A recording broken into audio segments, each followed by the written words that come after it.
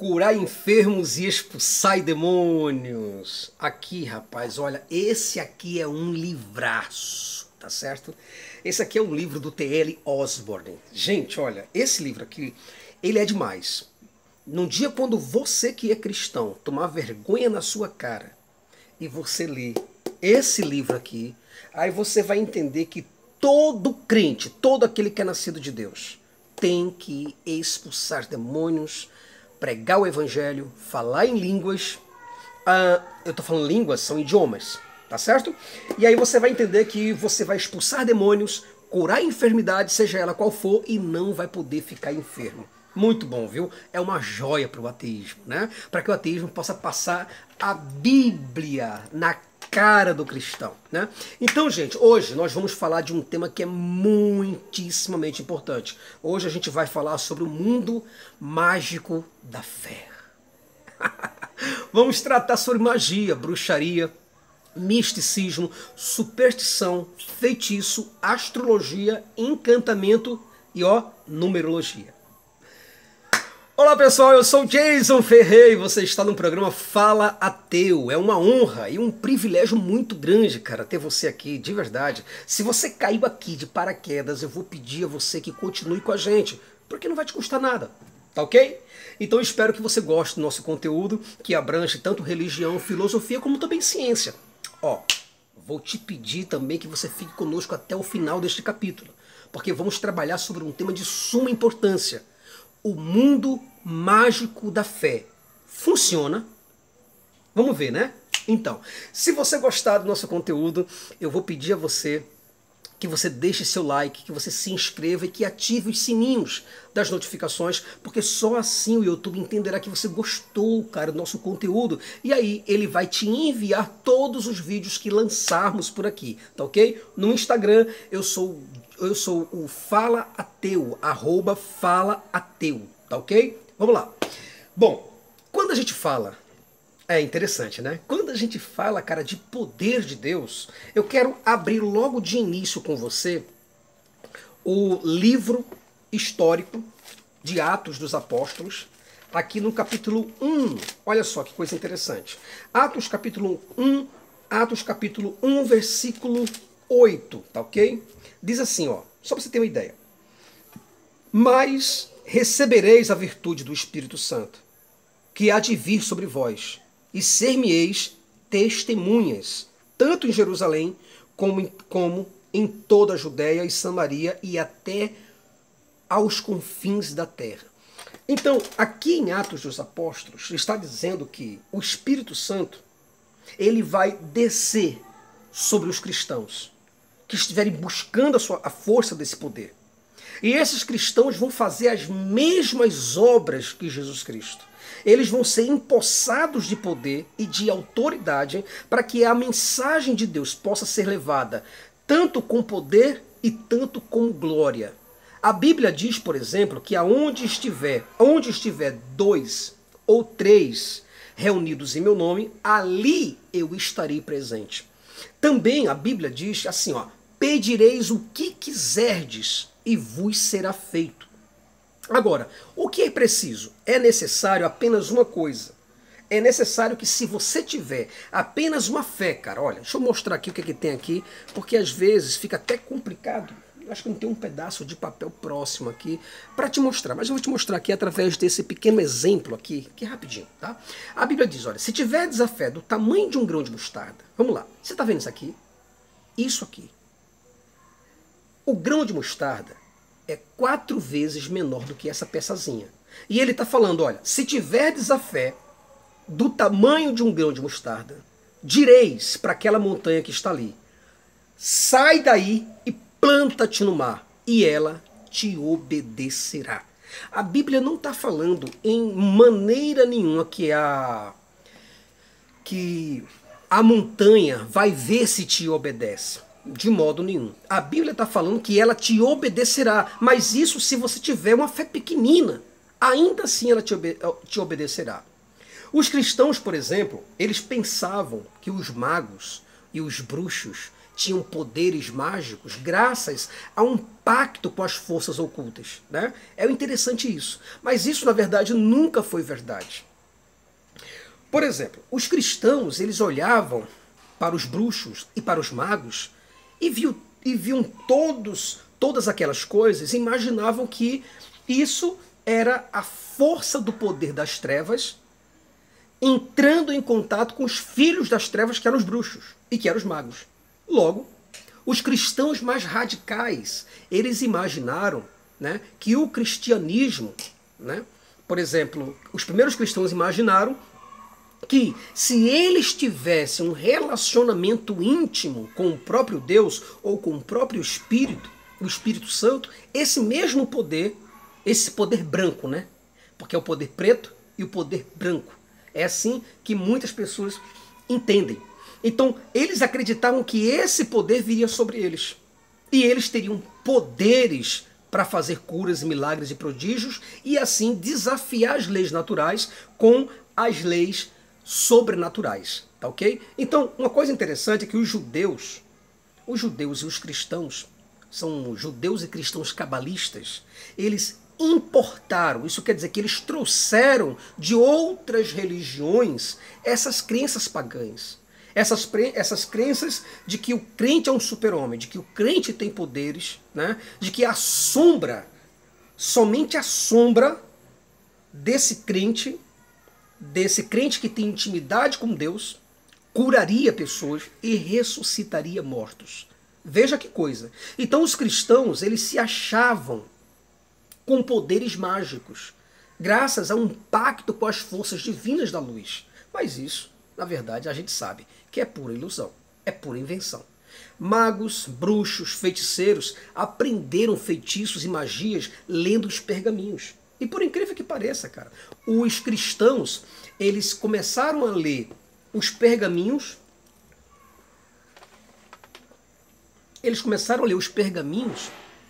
a Bíblia, para poder extrair da Bíblia esses poderes. Mas tudo em vão, porque tais coisas nunca aconteceram, né? Mas o que aconteceu foi o quê? O que aconteceu lá atrás foi verdade? Ora, se tudo o que aconteceu na Bíblia foi verdade, ela precisa ser reproduzida. Todos aqueles milagres precisam ser reproduzidos. Caso você acredite, então você precisa reproduzi-los, tá certo? O que acontece hoje poderia, aliás, o que aconteceu ontem poderia acontecer hoje, se fosse verdade, sim, mas não há verdade alguma. Os magos, por exemplo, eles oravam. Os cristãos, eles também oram, né? Os magos pediam forças divinas sobre eles e os cristãos pedem a mesma coisa.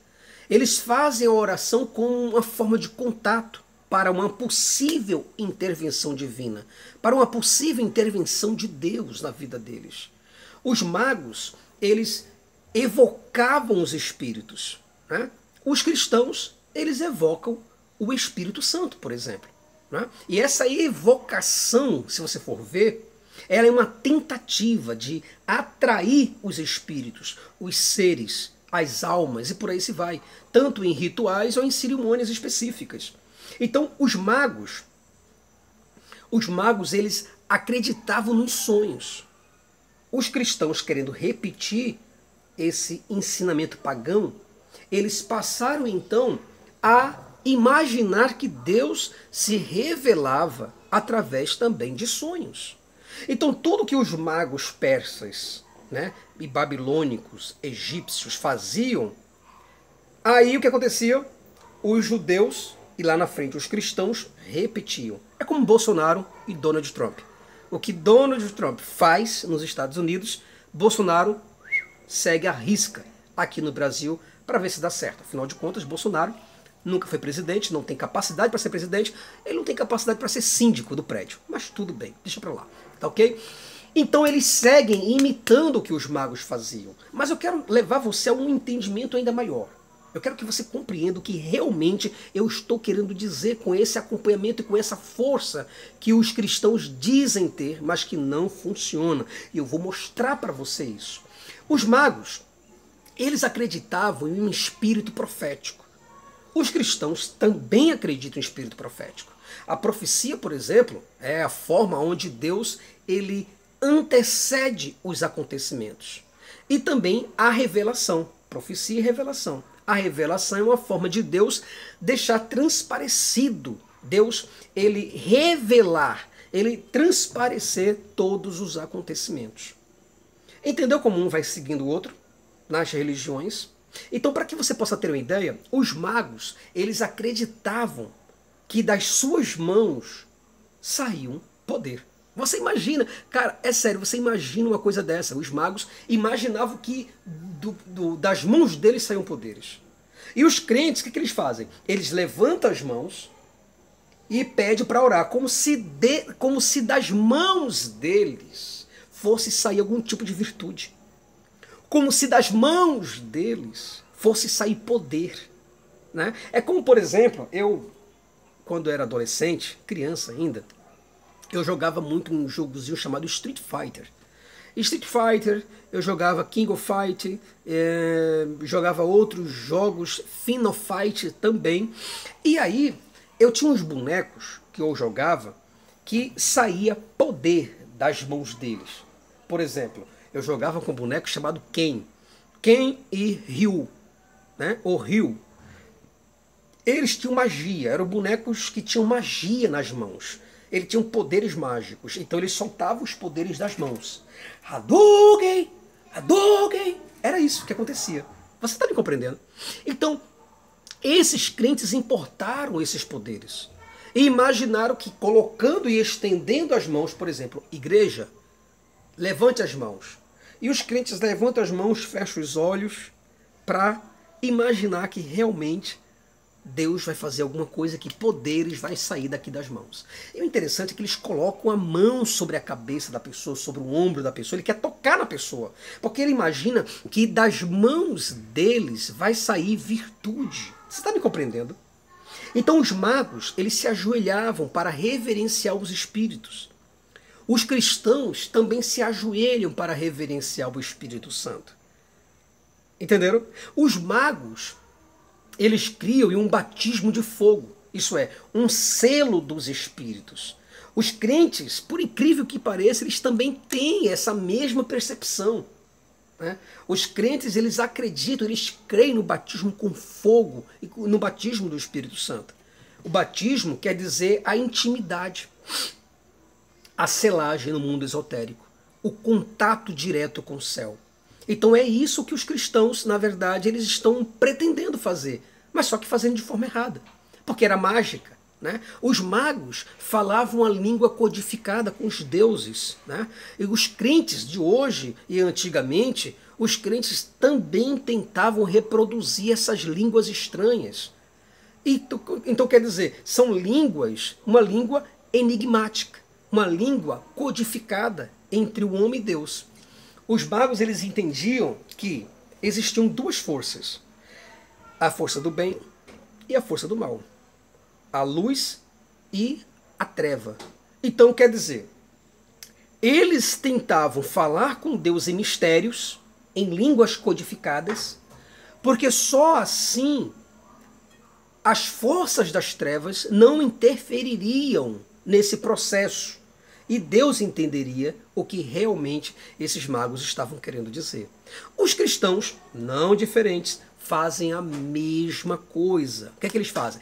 Oram em línguas estranhas, uma língua que ninguém entende, um dialeto que não é visto, certo? E eles fazem os fonemas, que são fonemas aleatórios. Perceberam já? Eles fazem um fonema aleatório, onde ninguém entende nada, nem ele mesmo entende o que está falando. Essa mensagem indecifrável era para Satanás não ouvir e nem interferir nessa relação do homem com Deus. Então essa língua misteriosa e indetectável era usada pelos magos e também agora usada pelos cristãos. Os bruxos, eles também se sacrificavam.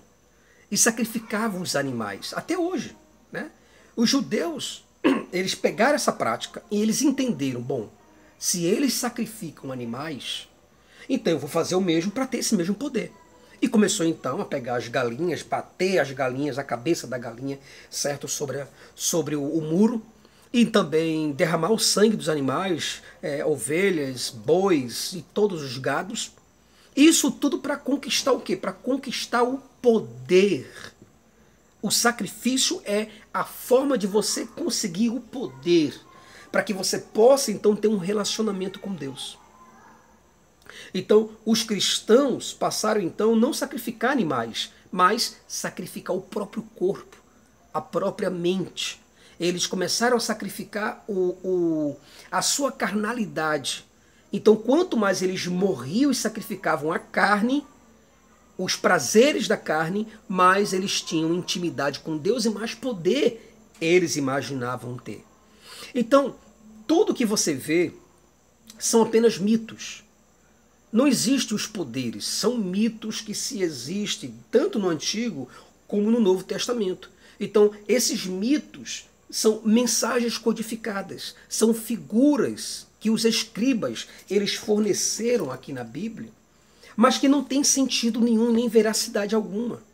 Então, se você for perceber, você vai ver que existe todo um lado místico e astrológico e numerológico atrás disso. Então, por exemplo, Adão, né, você vai ver o dilúvio, Adão, Eva, a cobra falante, o jardim encantado, o fruto mágico. Né? Nada dessas coisas existiram. São linguagens metafóricas, simbólicas, alegóricas. Matusalém, por exemplo, que viveu 969 anos, nunca existiu. A Maria, que engravidou virgem, nunca existiu. Davi, Golias, apenas representação. Sansão nunca matou um leão porque ele nunca existiu. Nunca matou um leão com um braço só. Lázaro não voltou à vida ao quarto dia. Você está me compreendendo? O cajado que foi solto por Moisés, jogado na terra e se tornou uma serpente, não existiu. O mar que se abriu é uma pura metáfora. Não existiu um mar, gente. Não tem um mar aberto. Isso é incomprovável, isso é improvável. Então tudo que você vê na Bíblia, você não pode pegar a Bíblia aqui e interpretar literalmente pau é pau e pedra é pedra. Porque existem sentidos diferentes que os escribas colocaram ali, mas que somente eles tiveram aquele entendimento. Você não tem esse entendimento. Aquela ideia de que Deus transformou a água em sangue, que ele encheu o Egito de rãs, que ele encheu o Egito de piolhos, aquelas pragas das moscas, aquilo nunca aconteceu no Egito, em canto nenhum do Egito. As pragas das doenças, né, nos animais, aquela praga das sarnas, a coceira, nunca existiu. A praga da saraiva de fogo, a morte dos primogênitos, a praga dos gafanhotos, a praga da escuridão de 3 dias, de pura cegueira, aquilo nunca existiu. O mar, ele não se abriu, isso é uma mensagem simbólica. Nada dessas coisas aconteceram. Então nada dessas coisas tem efeito algum. Se você quiser, por exemplo, você pode tentar em casa.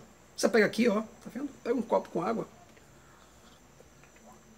Pega um copo com água na tua casa, coloca aí e tenta agora transformar essa água em vinho, para que você possa então realizar aquilo que foi realizado. Tenta reproduzir.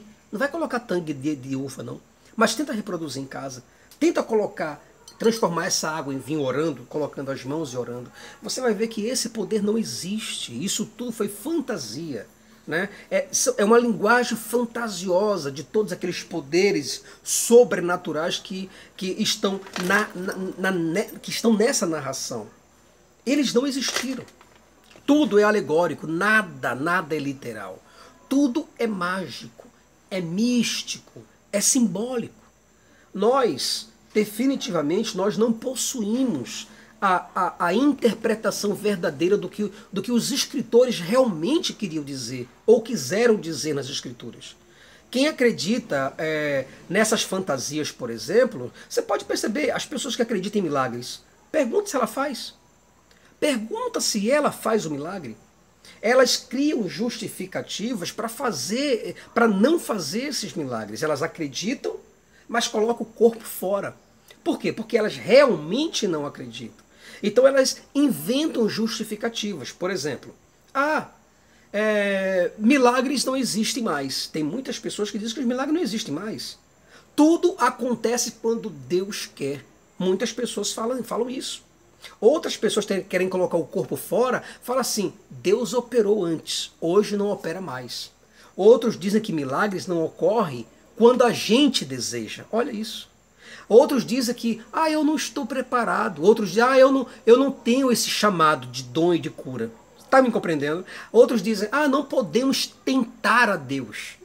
Outros dizem, não está na hora de Deus operar. Entende agora? Então você vai perceber que esses crentes, eles acreditam desacreditando. Eles não acreditam realmente. Eles não têm fé verdadeira naquilo. Eles não são nascidos de Deus. Como a Bíblia fala. Né? Se você é um nascido de Deus, você tem que agir como Cristo agiu. Se Cristo existiu, você é um pequeno Cristo. Você é um representante de Cristo. Você é um substituto de Cristo. Você é um delegado especial da divindade. Então você tem que agir com a autoridade que Deus te deu. Certo? Se você acredita.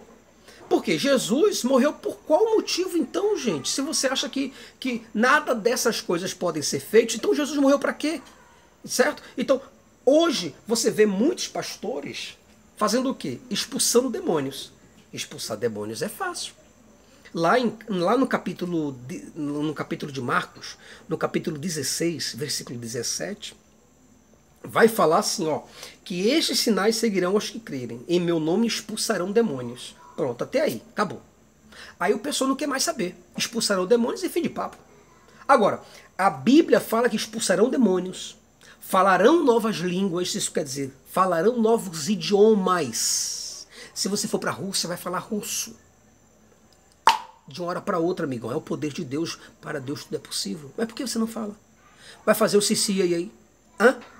Então, se você diz, porque eu expulso demônios, mas se você não ressuscita mortos, a Bíblia diz que você também, além de pregar o evangelho, além de expulsar demônios, além de falar em línguas, você também ressuscitará mortos e você colocará a mão sobre os enfermos e eles ficarão curados.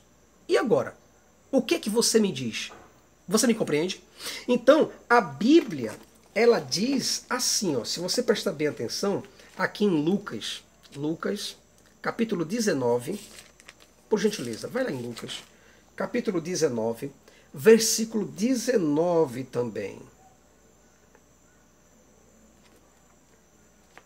Olha só, deixa eu ver onde é que ele está. Pronto. Não, eu minto, tá? Mateus capítulo 10, versículo 8. Me perdoa aqui, tá? Mas Mateus capítulo 10, versículo 8 vai dizer assim, curai os enfermos, limpai os leprosos, ressuscitai os mortos, expulsai os demônios. De graça recebestes, de graça dai. Então, ele está deixando bem claro para você que esse poder ele já te deu. Agora, se você não acredita e se você não recebe, aí isso aí já é um problema seu. Você compreende?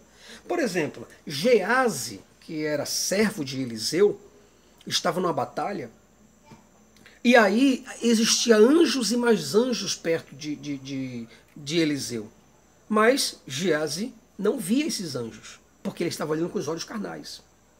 Mas diz a Bíblia, lá em 2 Reis, capítulo 6, versículo 17, que Eliseu orou e falou, Senhor, peço-te que abra os olhos desse moço para que veja. E diz a Bíblia que os olhos dele, as escamas dos olhos se abriram. E ele viu anjos e mais anjos com espada na mão guerreando. Você entendeu? Então assim, se você entende que essas coisas são verdades, você precisa entender que esse sobrenatural está na sua vida. Não adianta só você pregar o evangelho. Não adianta só você sair por aí gritando igual uma raposa, dizendo que você é mais do que vencedor, certo? Se você não faz a obra de Cristo. Então, a obra de Cristo, eu particularmente sou ateu, não acredito. Mas para você que acredita, que o que está em você é maior do que o que está no mundo, como diz João capítulo 4, versículo 4, então você tem que agir como tal. Mas só que você não age. Por que você não ressuscita mortos? Compreendeu? Por que você não anda sobre as águas? Por que você não transforma água em vinho? Porque essas coisas não acontecem. Porque não existe o sobrenatural. Mas aí eu te digo o seguinte, olha, lá em Isaías capítulo 43, versículo 2, vai dizer que Deus está contigo na água e no fogo. E se você entrar na água, ela não vai te submerger. Você não vai morrer afogado. E se você entrar no fogo, a Bíblia está deixando bem claro que se você entrar no fogo, nenhum pedaço da tua pele sofrerá dano algum. É isso que está escrito. Isaías 43, versículo 2. E aí você crê? Você entra no fogo? Ah, mas não tentarás o Senhor teu Deus. Jesus falou isso para Satanás. É evidente que ele falou isso para Satanás. Eu estou falando isso em uma linguagem metafórica, porque eu não acredito que Jesus existiu. Tá certo? Mas, hipoteticamente, o personagem Jesus se recusou a fazer um milagre, a transformar um pedaço de pedra em pão, porque não tinha necessidade nenhuma daquilo. Não tinha ninguém para comer aquilo. Jesus estava em jejum. Ele não tinha necessidade de demonstrar a glória de Deus para Satanás, porque Satanás já conhecia a glória de Deus. Você compreende? Agora, o próprio texto, ele diz, em 2 Timóteo, capítulo 1, versículo 7, ele diz que Deus ele não te deu um espírito de covardia. Ele não te deu um espírito de medo. Mas ele te deu um espírito forte para que você pudesse crer no que realmente é o espírito. Em Mateus, aqui ainda em Mateus, no capítulo 12, certo? No versículo 29, você vai ver uma coisa interessantíssima. Olha que coisa. Você vai ver aqui, ó. Ou como pode alguém entrar em casa do homem valente e furtar os seus bens, se primeiro não manietar o valente, saqueando então a sua casa. Isso quer dizer que o valente é esse próprio inimigo. É o próprio diabo, como diz a Bíblia. Mas se você não amarra primeiramente o valente, certo? Para que você possa entrar e você possa então agir como Deus agiu, então realmente você não oferece perigo e nem tampouco risco para ele. Por quê? Porque você não desfaz as obras do diabo. Você não age como Jesus agiu, segundo o Evangelho. Você está me compreendendo? Então, em Tiago, capítulo 4, versículo 7, ele fala assim, ó, resistir ao diabo. Não é isso que ele diz? Mas antes de dizer resistir ao diabo, ele diz assim, ó, sujeitai-vos a Deus. Então, se a pessoa não se sujeita, então não tem como, meu amigão, você resistir. Você vai ser um crente como qualquer outro. Agora, se você acredita que você de fato é um crente verdadeiro, então você precisa agir de acordo com a própria Escritura. Se você não age é porque você não é crente. É fácil, é simples. Pelos frutos conhecereis a árvore. É o que diz. Se você não tem fruto, é porque você não está na videira. É por isso que você não produz. Se você não cura, se você não ressuscita mortos, se você não fala em línguas, né? Não línguas estranhas, mas idiomas, de uma hora para outra, se você não é teletransportado, como Filipe foi teletransportado, se você não anda sobre as águas, então você não é nascido de Deus. Porque o nascido de Deus vai fazer as mesmas obras que o próprio Deus e que o próprio Cristo fez. Então, se você tem uma Bíblia e não funciona, para que adianta? Se você tem uma fé que não funciona, para que adianta? Em Efésios, por exemplo, no capítulo 6, versículo 12, ele fala que a nossa luta não é contra carne nem sangue, mas sim contra as potestades, os principados que estão lá. Então, quando você pega agora, por exemplo, o Silas Malafaia, que anda com seguranças fortemente armados, ele está lutando contra quem? Silas anda com carro blindado, colete à prova de bala, segurança pessoal fortemente armado com armas de 9 milímetros, certo? Ele mora em um condomínio fechado, cheio de seguranças fortemente armados. E para que o homem que tem a defesa de Deus, que tem a palavra de Deus, vai se defender do quê? Se Deus é soberano e sabe o que acontece com tudo. Você entende que esses homens eles não acreditam em Deus? Compreenderam isso? Então você entende que esses poderes, eles não existem. Você compreende que esse poder nunca esteve com você e nunca esteve com ninguém? A maioria dos pastores sabem disso. Eles sabem que a Bíblia não é de Deus, mas é um compêndio esotérico, é um compêndio ocultista. Por isso eles ganham dinheiro e não temem a essas fantasias, porque eles sabem que essas coisas não existem. Então, meu amigo, minha amiga, para a gente terminar, eu quero deixar bem claro para você o seguinte, olha, não existe poder de Deus. O que existe é apenas a sua imaginação. Se você imaginar que das suas mãos vai sair poderes, você está muito enganado quanto a isso. Mas se você acredita, por favor, eu te convido a você abrir o Mar Vermelho. Abrir o Mar Vermelho não, abrir qualquer mar. Abrir qualquer rio ao meio. Tá certo? Para que você possa provar a veracidade da confiança que você tem em Deus. Se você não consegue provar essas coisas, é porque você realmente não é e nunca foi cristão. Tá ok? Muito obrigado por tudo. Agradeço a todos que ficaram comigo até o final desse vídeo. Espero muito que vocês tenham entendido, tá bom?